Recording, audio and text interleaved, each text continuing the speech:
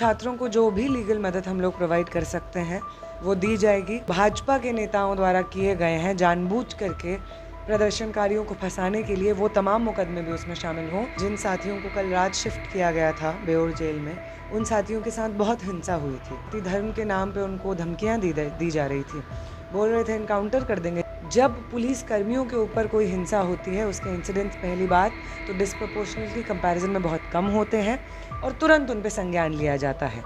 लेकिन वो हिंसा जो प्रोटेस्टर्स के साथ होती है, उनके ऊपर की जाती है, सालों बीत जाते हैं, लेकिन वो पुलिस अधिकारी जो उस हिंसा को अंजाम देते हैं उनके ऊपर कोई इंक्वायरी नहीं होती है। ऐसी सत्ता के नुमाइंदे हैं जिस सत्ता से हमारा संघर्ष चल रहा है, तो सत्ता में बैठे लोग उनको बचाने की कोशिश करते हैं। हम सब छात्र नौजवान इंतज़ार करेंगे बेसब्री से और 30 के कॉल की तैयारी करेंगे। नेहा, एक और सवाल है कि कई लोग, जैसे सुनने में आ रहा है कि प्राइवेट लोगों द्वारा उन पर केस कराया गया है, जैसे पुलिस नहीं की है, कोई और किया है, थर्ड पार्टी, तो वैसे मामलों में उन छात्रों के लिए क्या किया जाएगा?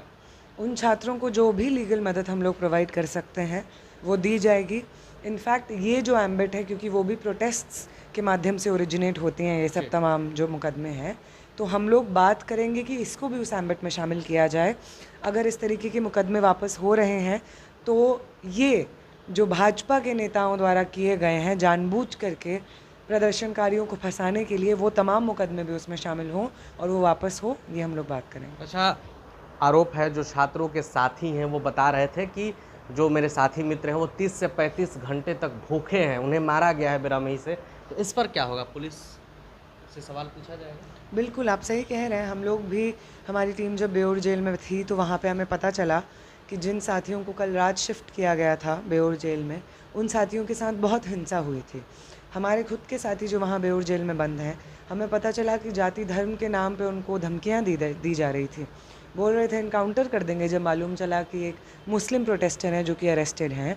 तो ये इस तरीके की तमाम चीज़ें ये बहुत निंदनीय है। पुलिस का काम होता है कानून व्यवस्था को बनाए रखना, लॉ एंड ऑर्डर को फॉलो करना, ना कि उसका उल्लंघन करते हुए लोगों को उनके जाति धर्म के आधार पर टारगेट करना। तो इस पे ये मांग कि वो पुलिसकर्मी जो छात्रों के ऊपर एक्सेसिव वायलेंस करने के लिए रिस्पॉन्सिबल हैं, चाहे वो सिवान में गोली चलाने के बारे में हो या यहाँ पे पटना में या बिहार के अलग अलग जगहों पे हिंसा करने की बात हो, जहाँ पे सर फोड़ा गया है, चोटें पहुँचाई गई हैं, उसको लेकर भी पुलिस के जो भी रिस्पॉन्सिबल सुरक्षाकर्मी हैं उनके ऊपर कार्रवाई हो और एक्शन लिया जाए, भी हमारी मांग है। अच्छा, इस पूरे मामले में जितने पुलिसकर्मी घायल हुए हैं उनके लिए? जितने भी पुलिसकर्मी घायल हुए हैं, अगर प्रदर्शनकारियों की हिंसा की वजह से हुए हैं तो ऑफकोर्स हम किसी हिंसा का समर्थन करते नहीं हैं, लेकिन जब पुलिस कर्मियों के ऊपर कोई हिंसा होती है, उसके इंसिडेंट्स पहली बात तो डिस्प्रपोर्शनेटली कंपैरिजन में बहुत कम होते हैं और तुरंत उन पे संज्ञान लिया जाता है। लेकिन वो हिंसा जो प्रोटेस्टर्स के साथ होती है, उनके ऊपर की जाती है, सालों बीत जाते हैं, लेकिन वो पुलिस अधिकारी जो उस हिंसा को अंजाम देते हैं उनके ऊपर कोई इंक्वायरी नहीं होती है।